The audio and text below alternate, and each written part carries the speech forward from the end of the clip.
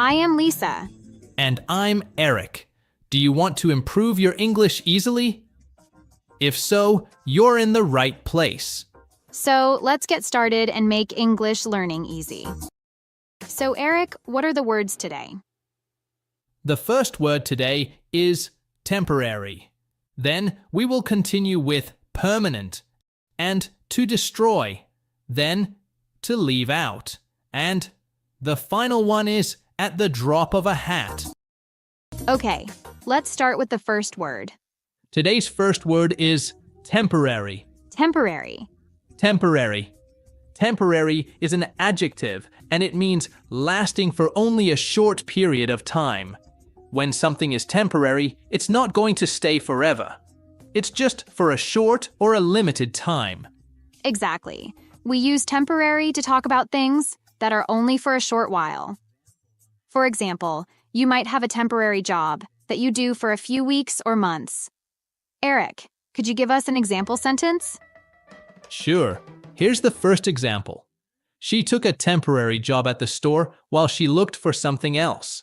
It means that she worked at the store for a short time, but she was planning to find another job soon. Good example, Eric. This is mine. The store is closed during the temporary repairs. This means the store will only be closed. For a short period of time during the repair, it is not completely closed. Great example. Now, a quick note.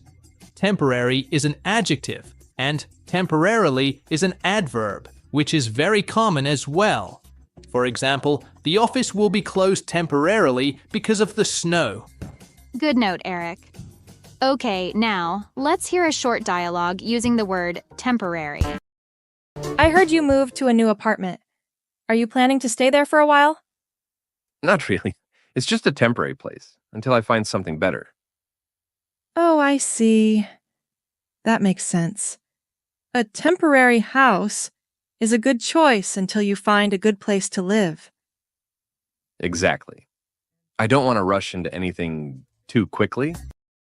That dialogue shows how temporary is used to describe something that is only meant to last for a short time. Yes, and it's a very practical word that you'll hear in many different situations. Definitely. It's used a lot when people talk about short-term plans or situations. It helps people understand that something will not continue for a long time. And it's a very helpful word in both casual and more serious conversations when talking about things that will change soon. Exactly. So remember, if you want to talk about something that is only for a short period, you can use the word temporary or temporarily as an adverb. Well, that's all for the word temporary. We hope you learned its meaning. I hope so, Lisa. Shall we move on to the next word? Yes, please, Eric. Okay, our next word today is permanent. Permanent. Permanent. Permanent means something that continues for a very long time or forever. It's the opposite of temporary. Yeah. We use permanent to describe things that are meant to continue for a long time, like a permanent job, a permanent marker, or a permanent solution. Eric, let's give some example sentences. Sure, here's the first example. After renting for years, they finally bought a permanent home. It means that they now own a house where they can stay for as long as they want. Here's another example.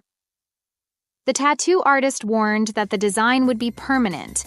It means that once the tattoo is done, it will stay on the skin forever and cannot be easily removed. By the way, a quick note, permanently it is an adverb that is very common as well. For example, smoking is likely to damage your health permanently. Good point, Eric. Now let's listen to a short dialogue using permanent. I'm really happy they finally offered me a permanent position in the company after working for 2 years as a temporary employee. That's fantastic, Jack. A permanent position gives you more job security. Exactly. I don't have to worry about looking for another job anytime soon. In this dialogue, we can see the difference between Sarah's temporary job and her new long-term position. Eric, what would you say about the word permanent? Like temporary, it can be used in both formal and informal situations. It's a very useful word in many contexts, and it's quite common. We use it often to talk about lasting situations or things that don't change in a short time. Good explanation. Any tips for our listeners on how to use it, Eric? Yes, I have. Permanent is the opposite of temporary. Use it when you want to emphasize that something will last for a very long time or forever. Yes, and remember, making a permanent decision is often a big step. So think carefully. Well said, Lisa. Thank you, Eric. Okay, shall we move on to the next word? Yes, let's do that. The next word is destroy. Destroy. Destroy. Destroy is a verb, and it means to completely ruin or damage something so that it no longer exists or can't be used anymore. When you destroy something, you make it unusable. Exactly. You can use destroy to describe situations where something is severely damaged, whether it's an object, a place, or even an idea. Thanks for your contribution, Lisa. Let's give some examples of sentences. Here's my example. The fire destroyed the old house. It means that the fire burned the house so badly that it was completely damaged and could not be used anymore. Good example, Eric. This is mine. They had to destroy the old bridge to build a new one. It means they had to break down the old bridge completely so that they could build a new one. Let's talk a little more about the word destroy.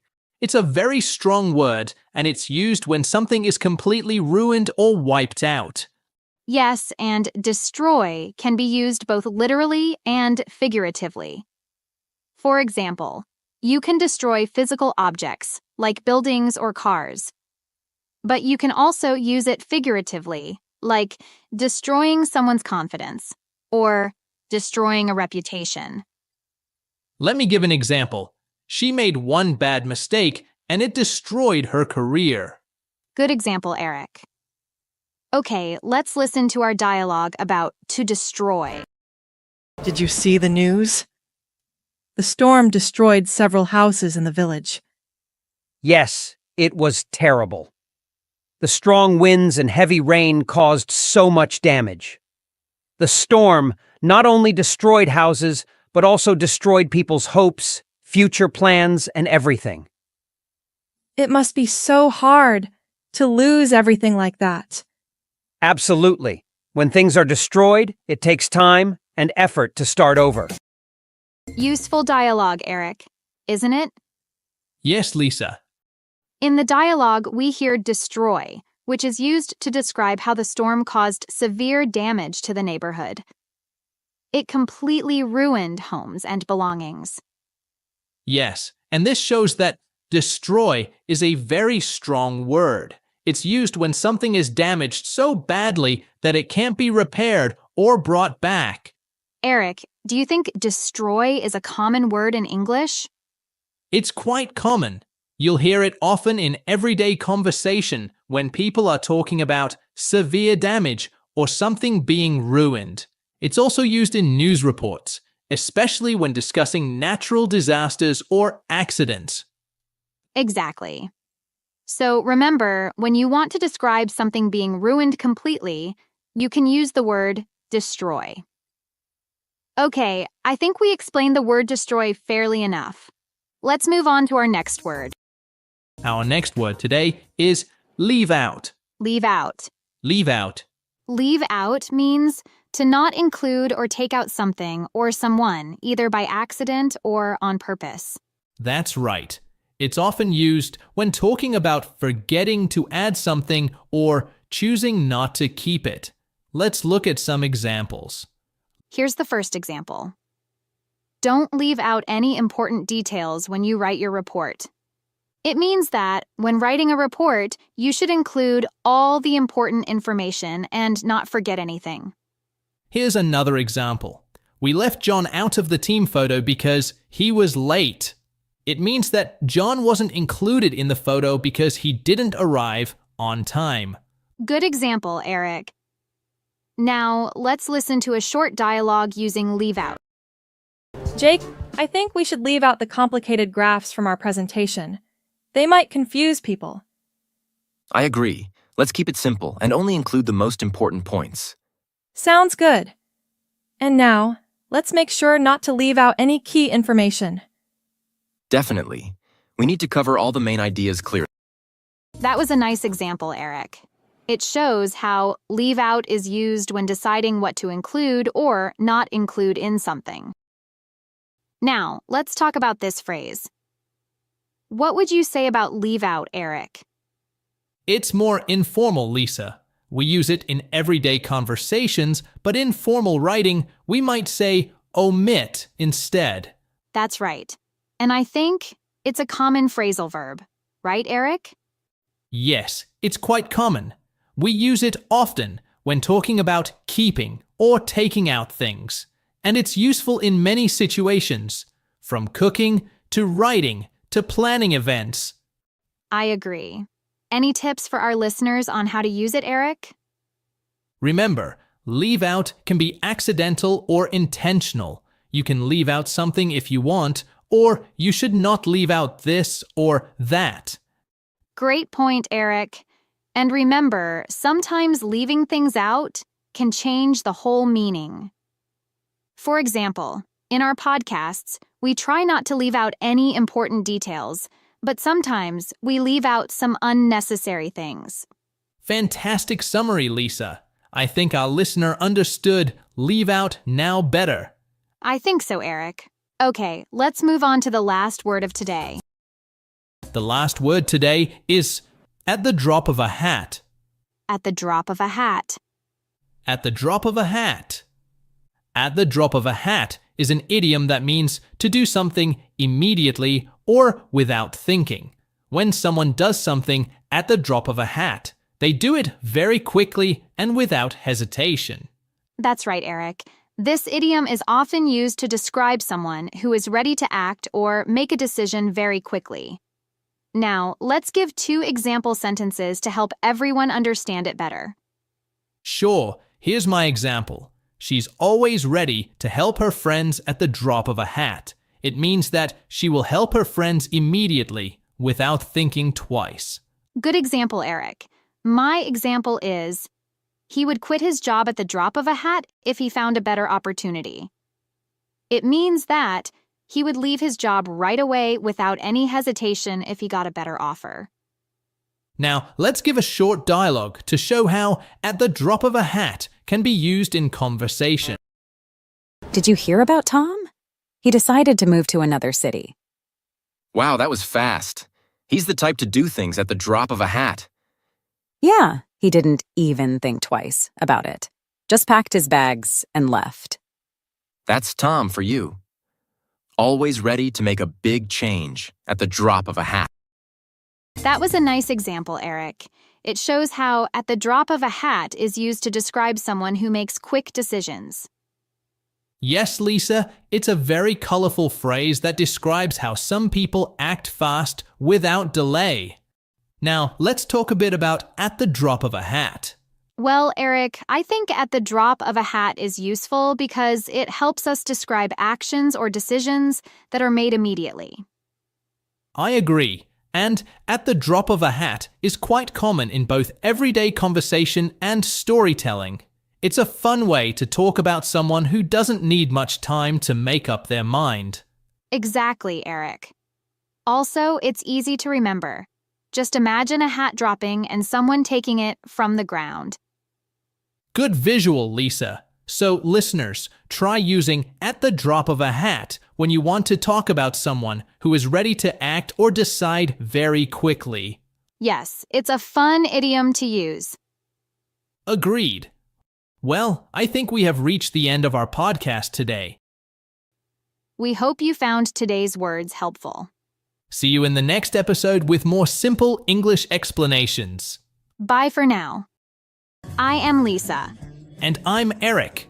Do you want to improve your English easily?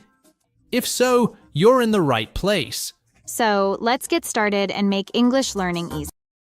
Okay, Eric, what's on our list for today? The first word today is stingy. Then we will continue with greedy and to mock. Then to call on.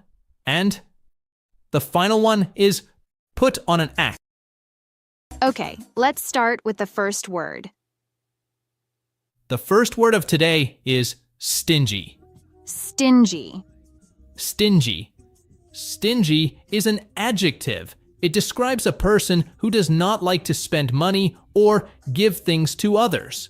When someone is stingy, they are not generous, and they try to keep as much as they can for themselves. That's right, Eric. Stingy has a negative meaning and is often used to criticize someone who is too careful with their money. Now, let's give 2 example sentences to help everyone understand better. Sure, here's my example. Tom is so stingy. He never buys gifts for anyone. It means that Tom does not like to spend money even when it is expected, like for gifts. He tries to save his money all the time. Good example, Eric. My example is, she was too stingy to give even a small tip at the restaurant. It means she didn't want to spend extra money, even a small amount. This shows that she is not generous. Exactly, Lisa. Now, let's give a short dialogue to show how stingy can be used in conversation. Have you noticed how Paul never joins us when we buy coffee? Yes, I have. He's quite stingy. He doesn't like spending money on anything. I know. Last time, he didn't even want to give any money for the office birthday cake. That's too bad. So it's nice to share sometimes and not be too stingy. That was a nice example, Eric. It shows how stingy is used to describe someone who doesn't like to share or spend money even in small amounts. Yes, Lisa, it's a very descriptive word. What would you say about stingy? Well, it's quite a useful word to describe someone who is very careful with their money or resources, and it's fairly common, especially when talking about money or people who don't like to give or spend money. It's important to know this word to describe certain behaviors or situations. I agree, and it's important to remember that it has a negative meaning, so it's better not to use it directly about someone unless you know them well. Good tip, Eric. So just remember, if you want to talk about someone who doesn't like to share or spend money, you can use the word stingy. Exactly. Well, that's all for today's word, stingy. We hope you find it useful. Okay, Eric, let's move on to our next. Yes, the next word we'll explain today is greedy. Greedy. Greedy. Greedy is an adjective describing someone who wants more than they need, especially more money, food, or power. When people are greedy, they are not satisfied with what they have and always want more and more. Exactly. Greedy is often used in a negative way to describe people who take more than they need or want more than is fair. Eric, could you give us an example sentence? Of course, Lisa. Here's the first example. The greedy man took all the cookies and didn't share them with anyone.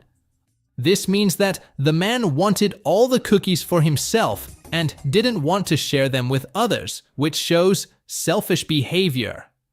That's a clear example. I'll give another one. She was too greedy and asked for more money, even after she got a raise. It means that she already got more money but still wanted more, which shows she was not satisfied. Now, let's hear a short dialogue using the word greedy. Did you see how Tom took almost all the pizza at the party? Yes, I did. That was so greedy of him. There wasn't much left for everyone else. I know. I think it's important to share and not be greedy in situations like that. Exactly. It's always better to think of others too. That dialogue shows how greedy is used to describe someone who takes more than their share without thinking of others. Yes, and it's a word you'll often hear when people are discussing unfair or selfish behavior. Eric, would you say greedy is a common word in English? Absolutely. It's quite common and is often used when people want to talk about someone who is not generous or fair. It's often used in both formal and informal situations. It is also used to talk about people who want more and are not satisfied with what they have. I agree. It's also important to understand social interactions and how people might understand certain actions. Yes, so just remember, if you want to describe someone who always wants more than they need, you can use the word greedy. Well, I think we have explained the word greedy enough, Eric. Now, let's move on to our next word. The next word is to mock. To mock. To mock.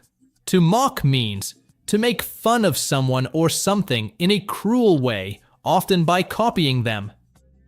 It's about laughing at someone or imitating them. You try to show they're silly or stupid. Good explanation, Eric. Let's look at some example sentences. Eric, can you give us the first one? Sure. Here's the first example. The children mocked the new student's accent. It means that the children made fun of how the new student spoke, probably by copying his accent in a bad way. Exactly. Now, Lisa, can you give us the second example? Of course. Here's the second example. Don't mock your sister's singing. It's not nice. It means that someone is making fun of their sister's singing, maybe by imitating it badly. Good example, Lisa. Let's listen to a short dialogue using mock. Why are you upset, Tom? Some kids were mocking my new glasses, Mr. Johnson. That's not acceptable. We don't mock others in this class. They kept imitating me and laughing at me. Okay, Tom. I'll talk to them. In this dialogue, we heard mock used twice. It showed how unkind behavior can hurt someone's feelings. Now, let's talk more about this word. Eric, what would you say about to mock? It can be used in both formal and informal situations, but the act of mocking is usually considered impolite. Good point. Do you think it's a common word? Yes, it's quite common. Unfortunately, people sometimes mock others, so it's important to know this word. I agree. Why do you think it's useful to learn this word? It helps us describe an unkind behavior. It's also good to know, so we can understand if someone tells us not to mock others. That's true. Any tips for our listeners on how to use it, Eric? Yes, remember, to mock is usually negative. Use it to describe or discourage unkind behavior, not to encourage it. Great advice. Listeners, try using mock in sentences, but remember to be kind in real life. Yes, it's a word we should know, but an action we should avoid. Be nice to others. Let's move on to our next phrase, Eric. The next phrase we'll explain today is call on. Call on. Call on. Call on is a phrasal verb with a few different meanings. The first meaning is to ask someone to do something or to answer a question, especially in a formal or educational setting. The second meaning is to visit someone, usually for a short time. If a teacher calls on a student, it means the teacher is asking the student to speak or answer a question. And if you call on a friend, it means you visit them at their home. Let's give some examples so our listeners can understand it better. Sure. Here's the first example. The teacher called on Emily to answer the question. This means that the teacher asked Emily to speak and answer the question. I'll give the second example for the second meaning. On my way home, I decided to call on my grandmother to see how she was doing. It means that I visited my grandmother's house to check on her and spend a little time with her. Great examples. Now, let's talk a bit about grammar. Call on is a separable phrasal verb when it means to ask someone to speak. For example, the teacher called Emily on. But when it means to visit someone, it is inseparable, like call on my grandmother. Yes, and it's quite a flexible phrasal verb that can be used in both formal and informal situations, depending on the context. Now, let's hear a short dialogue using the phrase call on in both of its meaning. In today's class, the professor called on me to explain my answer, and I wasn't prepared. Oh no! That must have been stressful. Next time, just be ready in case she calls on you again. I know. By the way, I might call on you this weekend if I'm in your neighborhood. We could have some coffee. Sure, just let me know when you're nearby.